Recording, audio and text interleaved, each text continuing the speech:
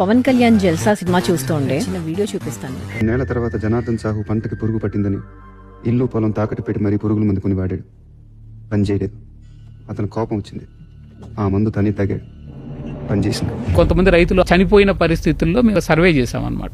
నెలకి 5 రూపాయలు వడ్డీ, 60% వడ్డీకి అప్పు తీసుకుని వాళ్ళు పంట పండించి పంట నష్టపోయారు. తెలంగాణలో చట్టం ఉంది వడ్డీ ఇంతకంటే పెంచకూడదని. ఇవన్నీ ఏమి పని చేయవండి. గ్రామాల్లో చనిపోగలిగిన వాళ్ళు చనిపోతున్నారు, మిగిలిన వాళ్ళు మైగ్రేట్ అవుతున్నారు. ఈ మధ్యన ఎస్పెషల్లీ సౌత్ ఇండియాలో వరి అనేది ఎక్కువ అవుతుంది. కొన్ని రోజుల క్రితము లాటూర్లో కరువు వచ్చినప్పుడు ఒక ట్రైన్ నిండా నీళ్లు వెళ్ళాయి. అలాంటి 12 ట్రైన్స్ పడతాయి ఒక ఎకరంలో వరి పండించడానికి.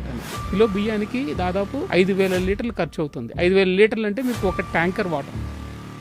ఒక రోజు మా కుటుంబానికి 5,000 లీటర్లు నీరు ఖర్చు అవుతుంది అనుకుంటే హైదరాబాద్ మొత్తం ఒక పూట తినే బియ్యానికి ఎంత నీళ్లు ఖర్చు అవుతాయి లెక్కేసుకోండి. దాదాపు 30-40 హుసేన్ సాగర్లలో పట్టి అంత నీళ్లు ఖర్చు.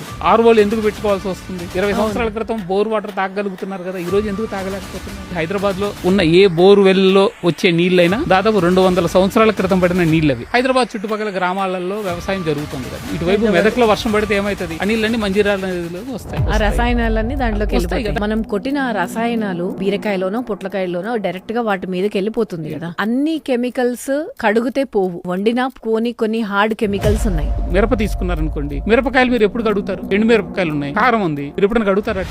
లేదు. పాలకూరలో ఐరన్ ఎక్కువ ఉంటుంది అనుకున్నాం. తింటే వస్తుందని అంటున్నారు కానీ ఫస్ట్ దాంట్లో ఉందా? 50 సంవత్సరాల క్రితము అదే పంటలో ఉన్న పోషకాలకి ఈ రోజు పోషకాలకి సగానికి పైగా తగ్గిందని ఒక డాక్టర్ ఒక గ్రామం అంతా సడన్లీ హీ నోటీస్ జుట్టు రాలిపోతుంది. ఎందుకు రాలిపోతుంది అన్న దాని మీద తను సర్వే చేస్తే వాళ్ళు తింటున్న గోధుమలో సెలీనియం కంటెంట్ చాలా ఎక్కువ పెరిగింది. గోధుమలు ఏవైతే ఉన్నాయో పంజాబ్ లో అరావలి మౌంటైన్స్ కింద నుంచి వస్తున్నాయి. అరావలి మౌంటైన్స్ లో జరుగుతున్న మైనింగ్ హైదరాబాద్ లో చూస్తే మొత్తం మీరు హైటెక్ సిటీ ఏరియా అంతా చూడండి. గోడలన్నిటికీ అల్యూమినియం ప్యానలింగ్ ఎందుకు చేయాలి? అల్యూమినియం ప్యానలింగ్ చేయడానికి నీకు అల్యూమినియం కావాలనుకుంటే బాక్సైడ్ మైనింగ్ జరగాల్సిందే కదా.